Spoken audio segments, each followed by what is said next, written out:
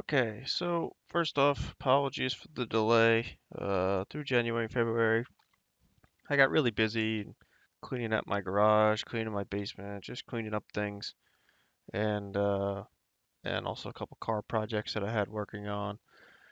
And March came around, and I just really didn't have much desire to really mess around with making anything track related, which kind of happens from time to time. I just kind of go into a little bit of a funk, but starting to get out of that and start building some tracks again. And so I figured I'd just, do a little work on North Wilkesboro and kind of do an updated video here. But so not a whole lot's changed. I've done a little bit in the last few nights, just plugging around with it. Main thing, as I mentioned in one of the previous videos, was I got the infield kind of modeled roughly in. I got some basic UV maps and material assignments here just to kind of differentiate what's going on. I got all my wall breaks in that are around the track, which is a pretty simple process. You just kind of, delete sections of the wall and fill in the end. I got all my lines in. Oh, that shrink wrap's a little messed up on that line, but that's minor. Got all my lines in all around the track. Start finish line, pit timing lines, lines for 3 and 4. Um, I got the walls, the breaks in the walls here for the with the land. Probably easier to see this way. Let me turn off X-ray. But yeah, it's just there's little Armco barriers here, which again just roughed in there. I'll add more detail in later, but yeah, there's two of those, one there and one on the exit of turn 4, and then also the catch fence is in here. So I'm going to go over a little bit of this. First, I'm going to start off with is the interior land here. Um, it's pretty straightforward process. It's how I did this anyway. It's not the only way to do it. Obviously, nothing that I do is the only way to do it for the most part. But really, I kind of built it in a similar way that I built the main road. Hide everything, and I'm going to bring in my Google Earth imagery. And then what I did is I made simple land curves, what I call a land curve. So it's just a single curve, and all I did was I traced out, where the roads are, where the different sections are with the curves. I like to use curves as a pretty easy tool to use. And then it's just a matter of converting those curves into a mesh, just like we did in the first video. So now that becomes um, individual vertices that you can then go through and fill. You can do manual fill, or you can do the beauty fill, whatever. Just go around, and then I think, what is it, Alt F? No, Alt J. Yeah, Alt J sends it back to quads as much as it can. So yeah, just going around and filling all that in until you get to what this looks like, where it's a little bit lower resolution. I think I did a merge by distance to kind of clean up and make it a little less detailed. But yeah, it's really a straightforward process that I use to fill in the land. As you can see here, the main thing I wanted to go over is how I joined it to the existing road. You can see it has a nice kind of high resolution, which matches the visual road of this. So it comes in, oh, sorry, I didn't mean to hide that, but it matches up to the interior part of the visual road perfectly. So the process of that is, again, pretty straightforward. I'm going to hide that. We're going to go hide that. We're going to go to tutorial. So here we go. I got this set up. So this is when I filled everything in. It was a single object. And so this is our duplicate of that outer land object. So all I do is I come in and oh, something's a little messed up there. I didn't want all that, but whatever. Oh, this is my fault. This outer part is not. I don't really care about that. That's the problem.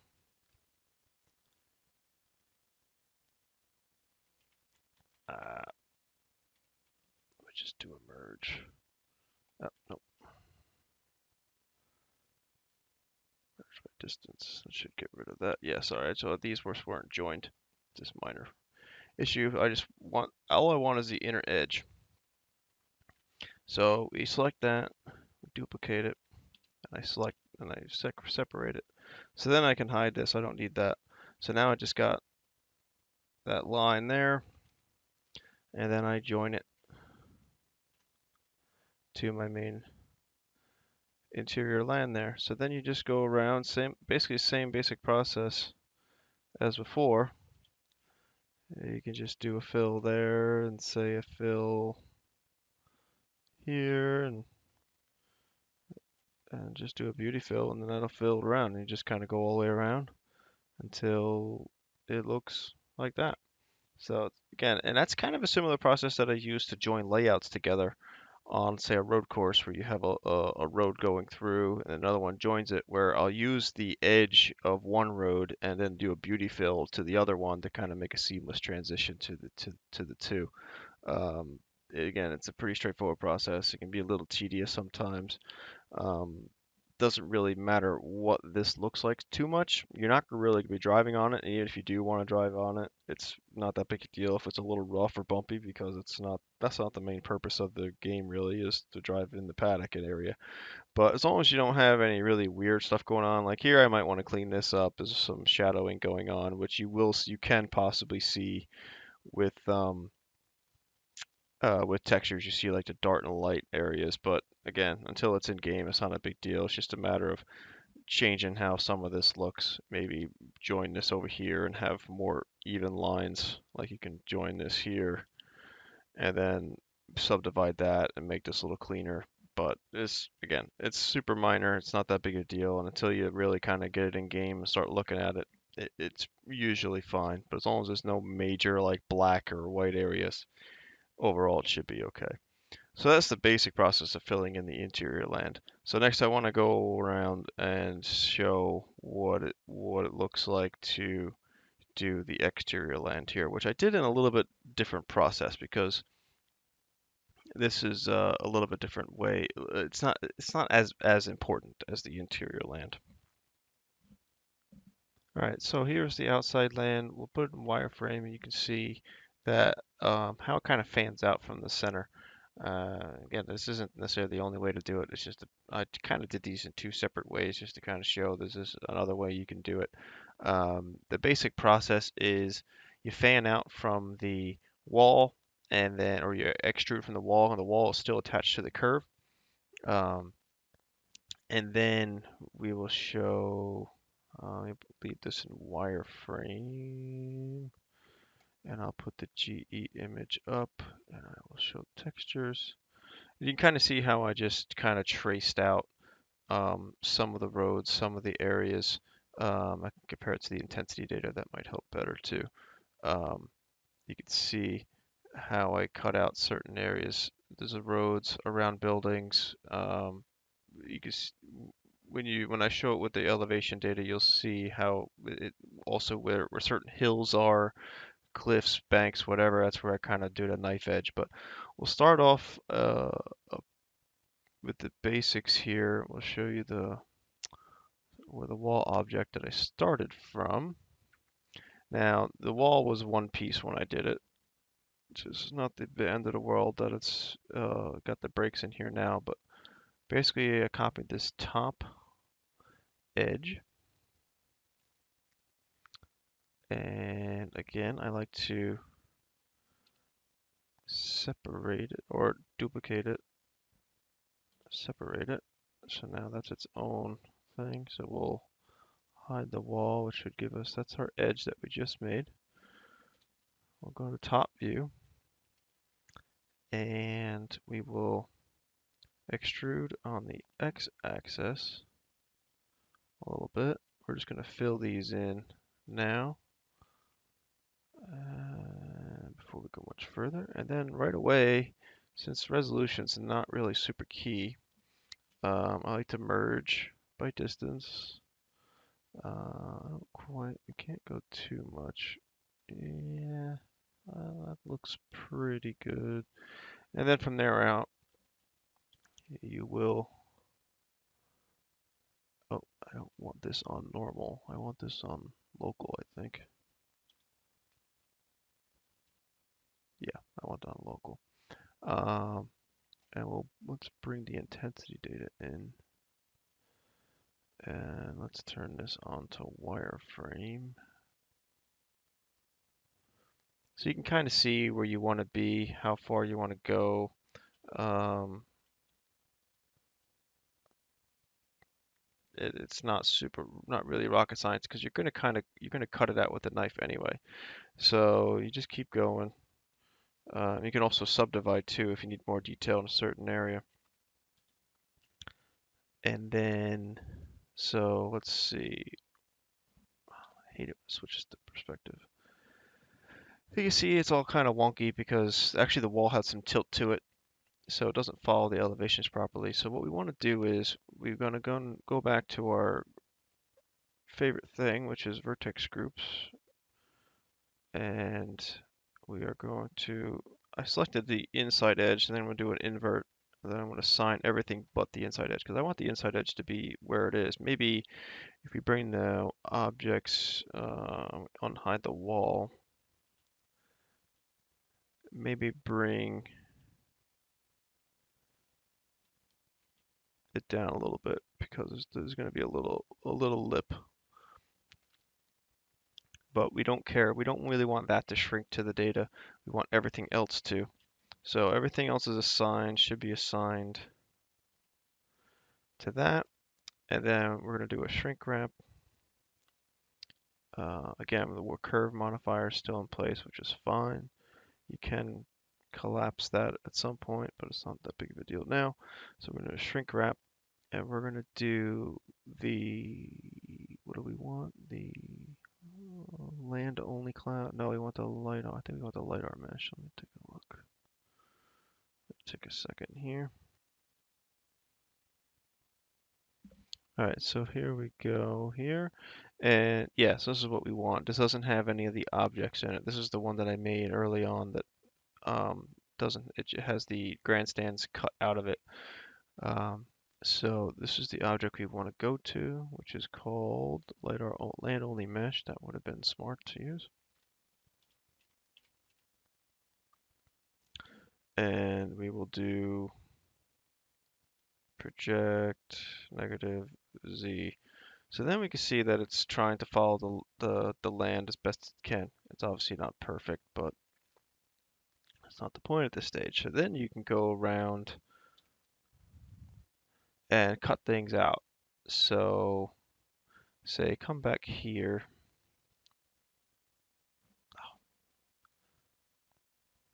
We got a hill here, and we want it to follow that hill. So we know what it looks like. We put it in shaded view, and you can kind of trace out that hill. So all you got to do is come in here with the knife tool. Just kind of cut it out as best you can. That's fine, we can leave that there. Maybe come back over here. And we'll do that. So then that, see how that knife now follows that hill better. This all follows up here better. Oh, sorry, I'm not doing the vertex group. This is we're now everything is, so it's a little, that's why I didn't want the inner edge to shrink because it's going to be a little garbled up because of the wall. So we got to set our vertex group. So only the outside of the wall should be shrunk to land. But that's kind of the basic process. Like, again, we did that there, so then we want to kind of come in here and do this as well. So we'll come in here. You want to try to keep triangles, not have any n-gons or any kind of weird types of polygons that aren't easily finishable in triangles. And like if you do a point there, you can. You just want to come in later and kind of join them together. And we'll So then you can see now that follows that, and if you don't need this, you can always, let me turn it on so it's edit mode so we can see it. If you don't need this, you can always dissolve that edge, clean that up, and then join these together. Oh, join these together. It's the basic process of it. It's not super complicated. Um, Again, this stuff isn't that critical. It's the outside land. 99% of it is going to be hidden by the grandstands once they come in. Oh, that's not what yeah, that's what I wanted. Oh, this is another thing I found. I upgraded to 2.82, and it looks a little funky when you turn on over. It's got uh, under viewport overlay smooth wires. It made the point cloud look really weird. Anyway, but it's going to mostly be covered and hidden by the grandstands for the most part. I guess this one corner is not going to be, but so again, it's just a straight little forward little process of cutting out certain areas. Like if you look at the actual road that I made, the actual object that I made, you can see I cut out some roads. You can see I cut out those hills. Let's see, LiDAR mesh. You can see I cut out those hills. Um, Again, just kind of the knife tool is pretty powerful with this, just kind of cutting things out. And then the next thing I did is I just took a Google Earth image and applied it to the land and lined it up as best I can. I may not use it in the end. Oh, I'm hiding it. Sorry, getting a little clustered today. Textured. I just took a copy of Google Earth and applied it to this land. You can see it's going to look a little funky where the grandstands are, um, just because the way it was classified wasn't perfect. So once I get the grandstands in here, I'll take the time and clean up the land under it as best I can. And then these grandstands are built into this hill actually, so I'll have to figure that out when I start building them. I'll bring the land up and make it all kind of join as seamlessly as I can. Again, it's outside the track. It's probably only going to be seen maybe from a replay camera, maybe a heli camera, but it depends on how much you really care. Some people, this may be fine. Just put some grandstands there and you'll be good to go. I'll probably go make sure all of this is correct back here because this is kind of like, I don't know, just a neat looking area when you look at it from back here. But and I'll have cars parked around it and everything. But again, that's all coming later. But that's the basic process of the internal and external land. Um, let's see, and we'll um, go to the next step. I wanted to show you the walls, some stuff I did with the walls and the catch fences. So something I wanted to show about walls, this is specific to ovals. You don't get angled walls too much outside of ovals. Um, Maybe Monza oval. Again, it's an oval. Anyway, but it's something I found out. If I think the Daytona mod that's on Race Department now. I had fixed it personally and for league use. I don't think their fix ever got to Jim Lloyd, who was doing, or Terra 21, who was working on the project. But problem there is the wall is tilted at whatever Daytona is tilted at 35 degrees or something. This is less here. This is um, obviously only I think 14 is what North Wilkesboro is set to. Um, where's my curve? Oh, sorry. Let me go out of this mode. Wall curve, wall, road. Make it easier to see here. This is my wall. So I'm just going to tilt this like crazy just to kind of show the point. So this is 31 degrees. You can see what happens here is the wall will overhang the road. So in this section here, what you get is you get a hole in in the driving mesh. No matter what you do, you're going to get a hole in the driving mesh, which is obviously a problem. Once the car comes up towards the wall, the right side tires will get stuck in this hole, and it's really hard to get out, and it kind of just wedges it between the track surface that is physical and the wall, and just kind of ends your race at that point. So the fix for it is, at least for AC, is the wall, the physical wall that you would actually hit. Like this would be your visual wall, but then when you make your physical wall, you have to just make sure that either the angle is less or is straight up. Um, you can probably get, I haven't experimented with Norx Flip Pro yet, but it's possible the 14 degrees um, of tilt won't affect it. As I say, that's 14 there.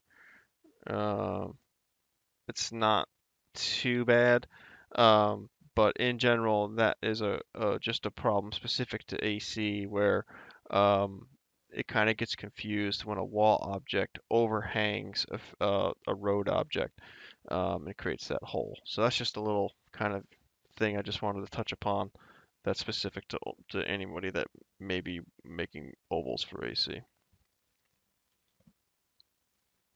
So here's the last thing I wanted to kind of talk about in this particular video was kind of little details I like to do with tracks. I'm not quite sure I covered this in a previous video, but man, anyway, it's not a big deal if I did or not. Just kind of a refresher. But one of the key things about the sim world is not making things too perfect. Even brand new racetracks, nothing's perfect. Whether it becomes to Armco panels being a little off here and there, it's kind of like something it's a pet peeve of mine is having things be perfect. So again, we come in here and I make a basic fence object. Nothing too complicated. Let me turn off all my modifiers here and I'll show you my basic fence object. So that's what it looks like. It's just a post. It's got two planes on it. You can see it in texture view. I haven't really UV mapped the post yet, other than put a basic material on it. But that's the basic thing, and then it just repeats a bunch of times. I measured it out. I did it on Google Earth. I measured, I think it was around 10 feet, or was it 8 feet? 8 or 10 feet between each post, so that's what this is set to. Um, and then we turn the curve back on, and it wraps around that curve. Um, so after that, what I like to do is turn on, if you haven't figured out that I like displacements by now and curves, it's pretty much how tracks are made. But let me hide this. I don't need this right now. But I like to just make things not be perfect. So I'm going to turn off all these little displacements.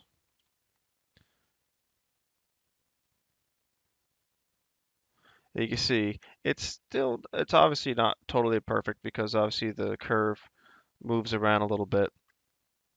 But you can see like the heights are all exactly the same. Um, so driving with this, there would be kind of no movement per se in how the posts are. At Road America, I did a lot of. You'll see once I finally release that. There's the fence posts have a lot of movement in it. Here, it's not so bad, even in the state that the track is in. But I pretty much just made a couple little displacement modifiers. This one is on the Z direction, and all I did was I assigned a vertex group. Again, one of my favorite things is vertex groups. So top, and it's just the top of the fence, nothing special. And yeah, and you can come in here and you can adjust how much or how little you want. Um, and then I throw a little bit of displacement on the X and the Y under the local space. So um, X, oh, I turned it off. Turn X on, and that's your in and out. And then we got our Y, and that's what you're going to see this way. So we throw just a little bit in there. It doesn't have to be much. You can see it's not a huge amount of movement, but you can see it kind of just all together when you add it all up, it just adds a little bit of character to it. It's just say even with the best fence guys, none of them are going to put every single one of them at the exact same height. So to have them kind of dance around a little bit, the tops kind of moving up and down as you're driving around a track, it's just a little detail that I like to do. Um, Again, it's something that's important to me to make sure not everything is perfect. Perfectly straight walls, perfectly aligned posts, perfect everything is not realistic. You got to have a little bit of error in everything. So displacement modifiers are your friend, not only for the road surface, but also with particular objects to kind of make things be a little more organic than how perfect the sim world can make things. Um, and the last thing I just wanted to mention was the tilt. So it's pretty simple. What I did here wasn't um, that complicated. I brought in the raw cloud, and all I did was with some proportional editing on. I turned proportional editing on, and I think I just cranked up the values. I would just hit Control T. You can kind of see up here. So kind of see because it's black, but how the lidar data shows the fence where it is. It's not rocket science. It doesn't have to be perfect. It's not something you're going to be driving on or really anything, but you just kind of go around the track and pick a point. Um, do a little Control T. You can see there's some points up there. There's not a lot with this data. It's hard for sometimes aerial data to pick up fences, but they're there. One key thing I've noticed with this track is the front straight fence overall is at a fairly high angle compared to the back straight fence. So that was just one little detail I wanted to kind of cover. But yeah, that's it. And that's kind of the same process I did with the walls, the actual main walls. I just did a little to tilt with a little bit of proportional editing and just kind of it's 14 degrees on the banks and 4 degrees on the straights and just kind of went around the track that way. Again, it's not real rocket science, but none of this really is. It's just knowing how to do it. Um, and yeah, and then the last thing I'll mention is the lines that I created. Again, nothing spectacular. More curves, more rays. Um, a couple of them I did by hand, just kind of uh, putting a plane across the track, maybe subdividing it across the track a little bit to better follow the surface. The walls, as I said early on, I just deleted the sections and then filled in the end caps. I threw some basic Armco objects in here for now. I will put the posts in and stuff like that later on. But I think that'll cover pretty much this video. I think the next one I'm going to cover some basic, more array stuff. I had some requests on like how I make curbs on road courses and join them to the LAN and stuff. So I may go over stuff like that. But yeah, I'll keep plugging away on this and try to keep the videos coming. I know it was a little bit of a stall from the last one early January, but yeah, try to keep the ball rolling and try to get this track finished. All right.